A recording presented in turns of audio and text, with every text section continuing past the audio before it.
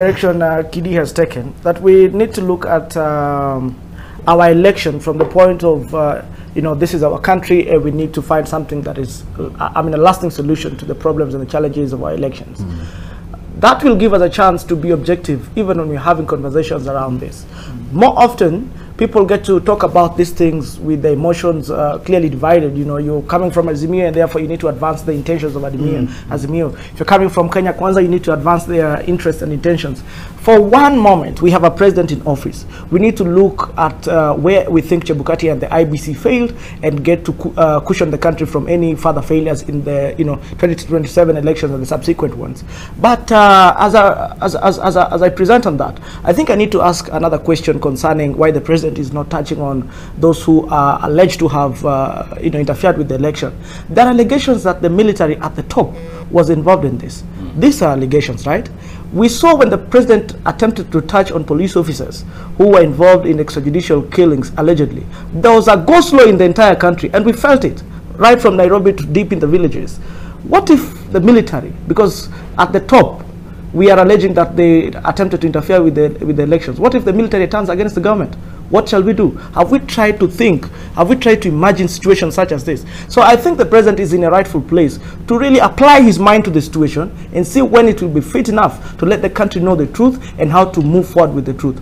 Also, having said that, elections are not as basic as going to the polling station, casting your vote, and waiting for the results. The elections go to the complexity of, do we really believe in our systems? Our constitution, as properly conceived, has a mechanism in which we can get to verify, whatever results that we feel are supposed to be contested. When we talk about our systems in the IT, we have the Supreme Court, which is our biggest prefect in all this. We need to trust our systems and independent bodies. For instance, if the Supreme Court said that we have, we have talked to our registrar, we have assigned people who are going to help you look into the servers, from which then we can be able to understand and know the process that you're claiming could have been flawed.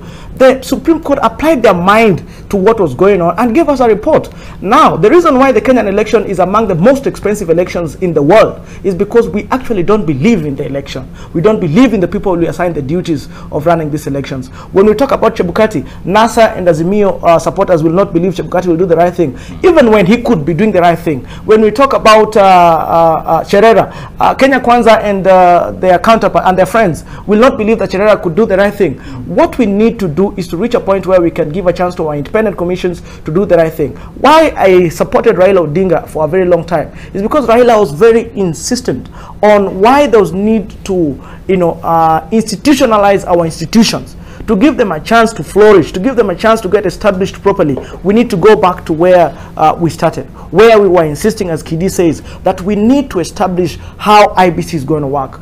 Even when Raila Odinga will not be there, even when William Ruto will not be there, will IEBC be working? When we talk about the Supreme Court, will our Supreme Court be working without the Chief Justice today? Yes. We should not be thinking that because the President is there, then he'll be able to arm twist the Chief Justice to direct the petition in our direction. We should not imagine that because Ruto is there, every court case should. Actually, that brings us to the topic of why so many court cases are being dropped. I think the president should address that, because now there's an imagination in the country that because he's now in power, because he's the president, his lieutenants can be able to manipulate the courts. He needs to address that going forward. All right, so gentlemen, I really do need Kidi, allow, I will be in so much trouble. I have to end. Let me just say this. 2 seconds. The spirit of Agenda 4 reforms in 2008, 2009, 2010, giving birth to the new constitution, was that we build institutions that are strong enough to safeguard the future of this country, as opposed to relying on the strength of strong men. All right. Thank you. All right, I will,